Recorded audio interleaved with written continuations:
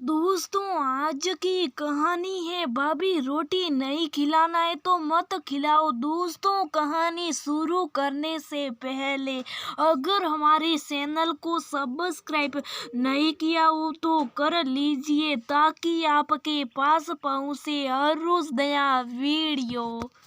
भाभी, आप खाना तैयार रखो, हम अभी बड़े भैया के घर से होकर आते। दीदी, खाना तैयार है, खाकर आराम से चले जाना, मैं जब तक सारा काम निपटा लूंगी। क्या भाभी, आपको तो बस अपने काम की पड़ी रहती। अरे 2-4 दिन देर से काम कर लोगी थी और नहीं सोगी तो क्या फर्क पड़ेगा। शीला, मधु सही करिए, खाना ठंडा हो जाएगा, पहले खाना खा लो। वैसे भी अब टाइम ज्यादा हो रहा है, कल भैया के घर चले जाना। तो भी अब उसकी में हाँ मत मिला रहे। उनको पता चलेगा कि हम कल की आई हुई है और अब तक नहीं आए तो उनको बुरा लगेगा ना। बड़ी बहन ने कहा, हम अभी आए और अभी आए। ये को दोनों बहनें हंसते हुए चली गई। ये पहली बार नहीं है, मधु की दोनों नन्नों की हमेशा से यही आदत है। शाम को आएगी और फिर गप्पे लड़ाती रहेगी जैसे खाने का टाइम। वह दोनों बड़े भाइयों से मिलने की गौसलती बनेगी। शुरू शुरू में दे मधु ने खाना नहीं बनाया। उसने सोचा खाने के समय वहाँ गई है तो खाना खाकर हुई आएगी, लेकिन देर रात आने के बाद दोनों ने साफ शब्दों में बोल दिया, मधु तो खाना हम अपनी माँ के साथ ही खाएंगे। हाँ, तुम्हें देर होती तो सो जाया करो, हम लिया करेंगे। मधु ने कहा, दीदी सोने की बात नहीं, आपको पता है ना अगले दिन मुझे ऑफिस भी जाना होता है और सभी तैयारियां करनी होती है। बस यही दिक्कत है और कुछ नहीं। अब तो कई सालों से मधु को इन सब बातों की आदत पड़ गई थी। सासू माँ नहीं रही फिर भी ननदों की वही आदत। अरे बड़ी भाभी ने तो खाने के लिए बहुत जोर दिया, लेकिन हमने कह दिया जीवन हमारा इंतजार कर रहा होगा इसलिए हम आगे, वरना खाना दोनों ने बना दिया था। मधु को पता था दोनों बहनें झूठ बोल रही और वह मधु को सुनाने के लिए ये सब बातें कह दिए। एक दिन मधु शाम के खाने के लिए तैयारी कर रही थी कि उसकी बड़ी ननद आ गई। मधु ने नमस्ते कहते हुए कहा, दीदी आपने तो आने की कोई खबर भी नहीं दी। खबर क्या देनी थी, अपना ही तो घर है। साई नाश्ता देने के बाद मधु ने का खाना भी तैयार है। ये सुन वह बोली, खाना तो मैं बड़े भैया के घर से आकर ही खाऊंगी, तुम्हें जल्दी तो तुम लोग खा लो। ऐसी बात नहीं है दीदी, वो आज मेरा व्रत था ना, तो सोचा पहले बड़ों को खिला दूं उसके बाद ही। भाई तुझे नीमों की इतनी चिंता है तो थोड़ी देर रुक जा, हमें भी तो दुनियादारी निभाने दे। बड़े भैया को पता चला तो बुरा मान जाए कि मैं उनसे मिलने नहीं आई, फिर आकर खाना खाती हूँ। ऐसा कहने के बाद वो रात को 10 बजे वापस आई। मधु जल्दी से खाना डाल दे, बहुत भूख लगी। बड़ी भाभी तो खाने पर बहुत जोर दे रही थी पर मैंने कह दिया, मधु मेरा इंतजार कर रही होगी, तूने और जीवन ने तो खा लिया होगा।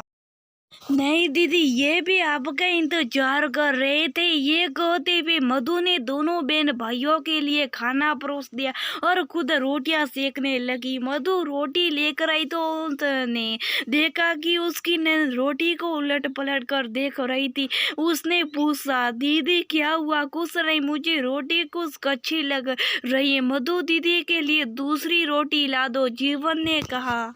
ये सुन मधु उनके लिए दूसरी रोटी अच्छी से सेक कर ले आई। उसे देखकर भी उसके ननन बोले, क्या मधु रोटी नहीं खिलानी है तो वैसे ही बोल देती, क्या कच्ची रोटियां लाई जा रही है? नहीं दीदी, रोटी तो अच्छी से सेकी है।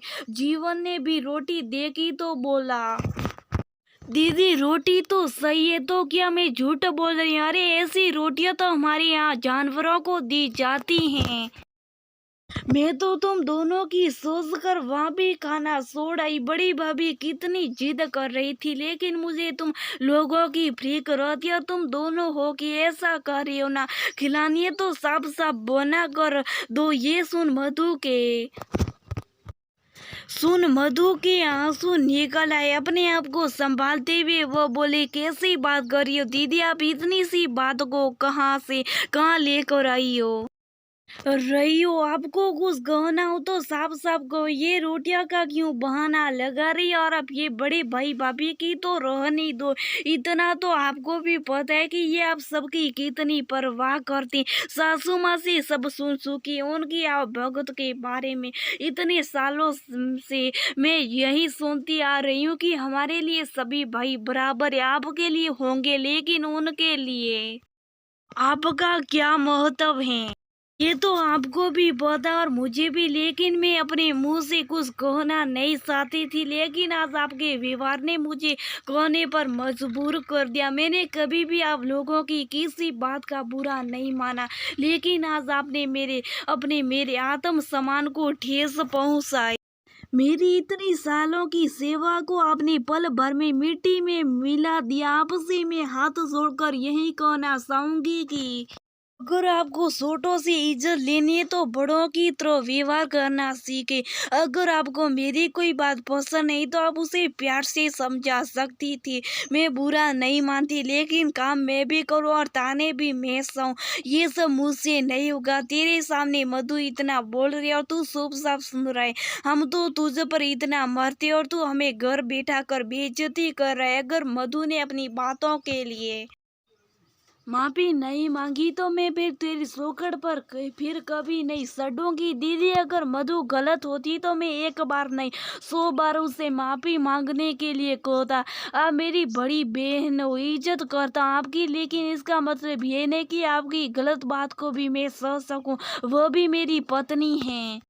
आज तक उसके पलट कर जवाब नहीं दिया। हर बात की एक सीमा होती है, उसका भी आत्म सम्मान है। आप में मेरी बड़ी बहन हो और आपके लिए मेरे घर व दिल के दरवाजे हमेशा खुले। आप सब से आओ, वो ये आपका ही घर है। आगे जो आपका विवेक होता है। जीवन ने दोनों हाथ जोड़ दिए। ये सुन मधु की नैन कुछ ना बोली और चुपचाप चली गई। दोस्तों, कई बार हमारी बड़ी छोटी छोटी बातों को अहम का मुद्दा बना रिश्तों की बलि चढ़ा देते। अगर वह थोड़ा विवेक से काम ले तो रिश्तों में दरार आने से बच सकते हैं।